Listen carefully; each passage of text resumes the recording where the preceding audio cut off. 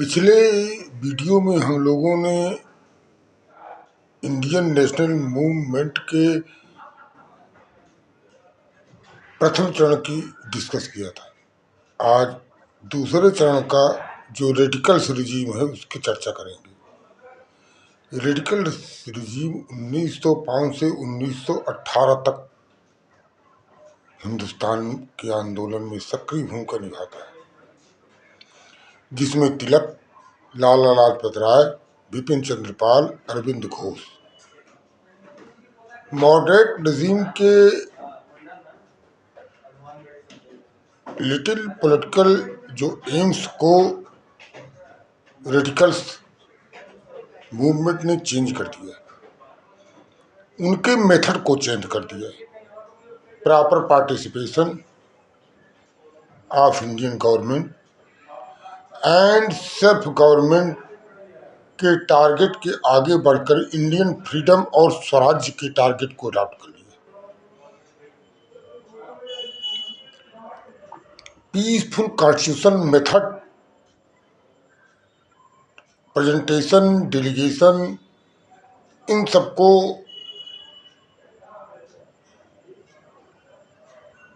त्याग दिया गया और इस विश्वास से आगे बढ़ा गया कि इंडिया के लिए कोई बेटर लॉ ब्रिटेन दे सकता है। और पेशेंटली जो वेट करने की जो मॉडरेट रिज्यूम का जो मुख्य जो है कंटेंट्स था, उसको भी छोड़ दिया गया। अब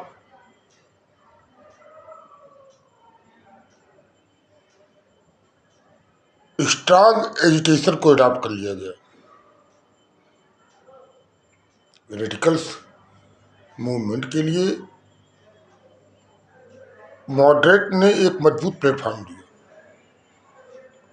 पहला, लोगों में राजनीतिक जागरूकता पैदा की, sense of national unity lie, single national approach, Indian approach को जनता के बीच विकसित किया, फ्रीडम, गवर्नमेंट, डेमोक्रेसी, सेकुलरिज्म जैसी अप्रोच को पब्लिक के बीच स्वीकारता लाई और पॉलिटिकल अवेयरनेस लाई। जनता के बीच पब्लिक ओपिनियन डेवलप किया गया। इन सब से रेडिकल्स को विशेष फायदा हुआ। इसी दौरान ब्रिटेन में रेडिकल्स की मूवमेंट को आगे बढ़ाने के लिए वहाँ के स्टूडेंटों ने विशेष योगदान दिया। अब British sense of justice and fair play पर विश्वास खत्म हो गया।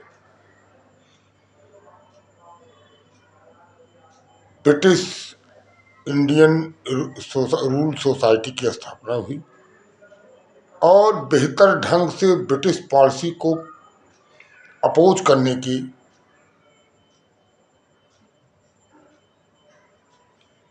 कार्यक्रम बनाए गए। कॉन्स्टिट्यूशनल मेथड को त्याग दिया गया। इसी दौरान इंडियन सोशल सोसाइटी का निर्माण हुआ, जिसे इंडिया हाउस कहते हैं। इंडिया हाउस की स्थापना 1904 में होती है। इंडियन होम रूल सोसाइटी अथवा इंडिया हाउस।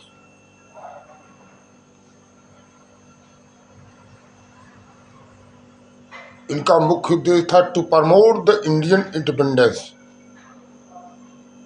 जिसमें सावरकर बंधु का विशेष योगदान रहा। इसी दौरान 1905 में श्यामाजी कृष्ण वर्मा सक्रिय हुए। इन्होंने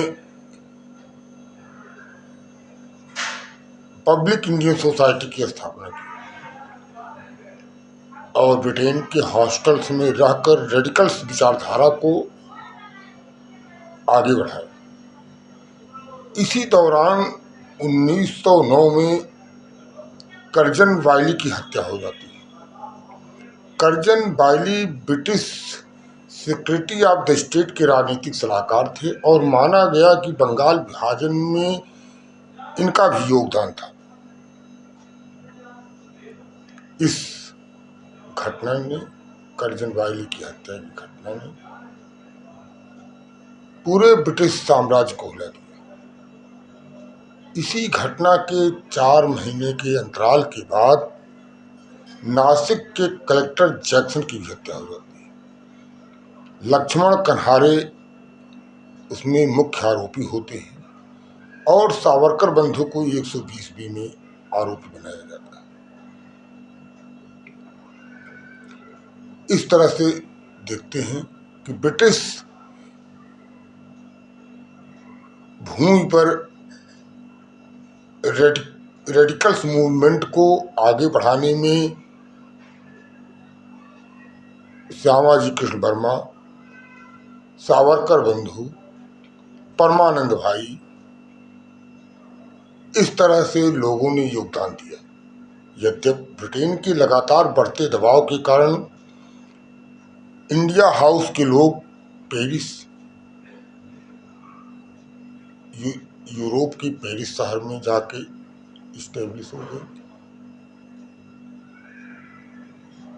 और वहां से मैडम भाकाजी कामा, इन लोगों ने हिंदुस्तान की आज़ादी के लिए रेडिकल्स मूवमेंट को आगे बढ़ाया। तो देखते हैं कि रेडिकल्स मूवमेंट जो है prayer, petition, appeal, resolution, representation के स्थान पर active opposition of government policy को अडॉप्ट किया। 1905 के बंगाल विभाजन में रेडिकल्स अप्रोच ये था कि माना गया कि यह जो है विभाजन यह सांप्रदायिक है।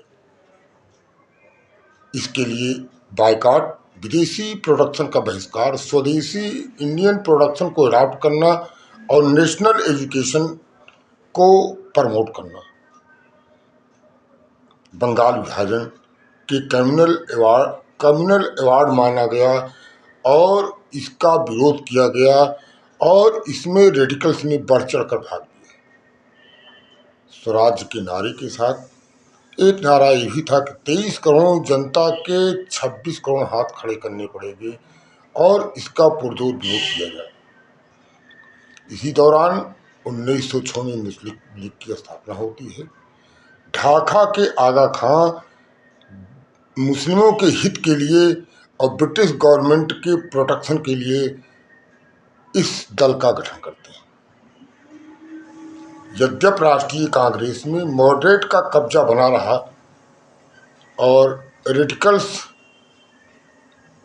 इंप्रेशन लास्ट तक नहीं बन पाया। 1905 में बनारस के राष्ट्रीय अधिवेशन में गोपाल कृष्ण गोखले, फिर 6 में दादा भाई नौरोजी, उसके बाद फिर सैयद मोहम्मद बहादुर आके 1917 में एनी बेसेंट राष्ट्रीय कांग्रेस के अध्यक्ष बनती। पहली बार रेडिकल्स के प्रयास का प्रतिफल था, जिसमें 1917 में राष्ट्रीय कांग्रेस को अध्यक्ष बनाने में सफल रहे। यद्यपि रेडिकल्स की स्वीकार्यता को बढ़ने में कांग्रेस ने हमेशा अपोज किया, लेकिन इनका योगदान हिंदुस्तान की आज़ादी में किसी भी तरह कम नहीं था। धन्यवाद।